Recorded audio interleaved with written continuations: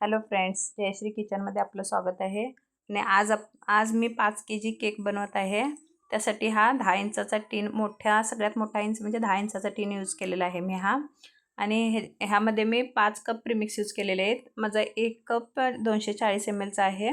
5 cup use करून मी हा 2.5 किलोचा केक बनवलेला आहे. बेस 2.5 किलो रेडी झाल्यानंतर 2.5 किलो केक बनणार आहे हा. अशा प्रकारे त्याचे 3 समान लेअर मी कट केलेले आहेत. आणि केक एक दिवस आधीच बेस बनवून घेतलेला आहे मी, कारण त्यामुळे व्यवस्थित लेअरसुद्धा कट होतात आणि छान केक आपला थंड झालेला असतो आहे.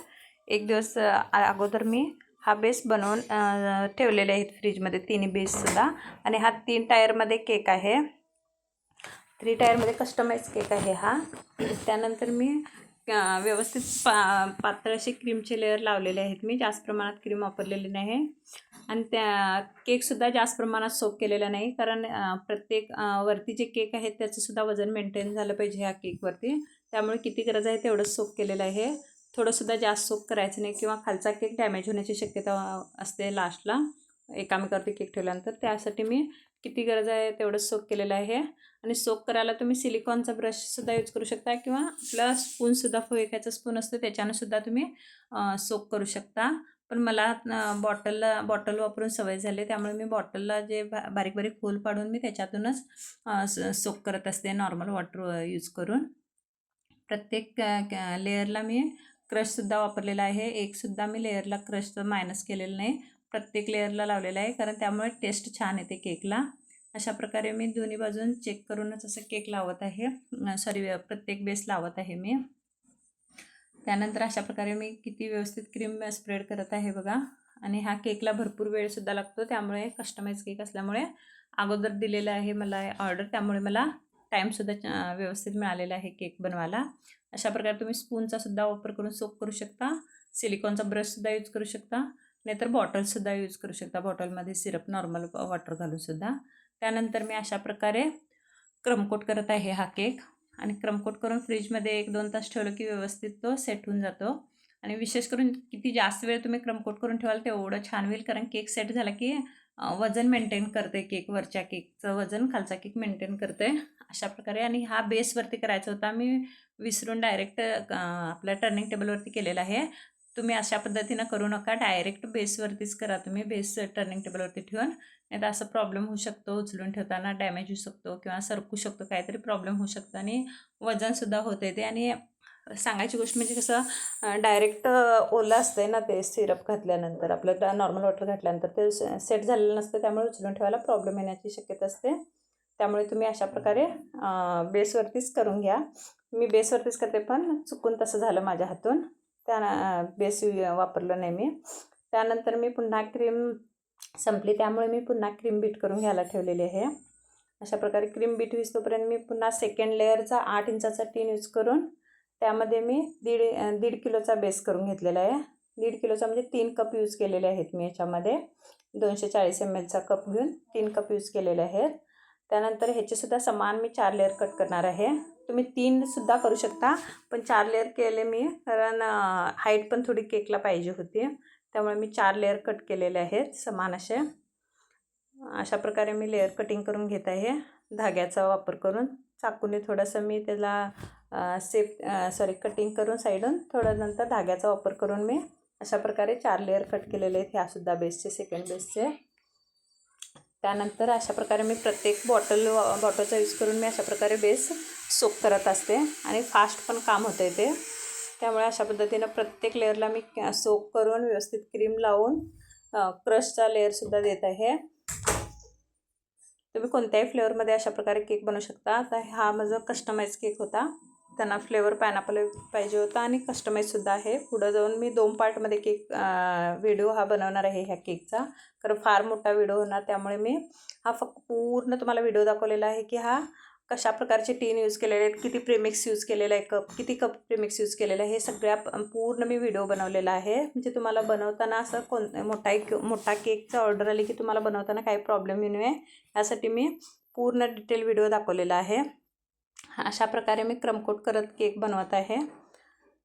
त्यानंतर मी पुन्हा हा सुद्धा बेस मी फ्रीजमध्येच ठेवणार आहे क्रमकोट झाल्यानंतर. अशा प्रकारे मी केक छान असा बनवत आहे आणि तुम्हीसुद्धा बनवून बघा.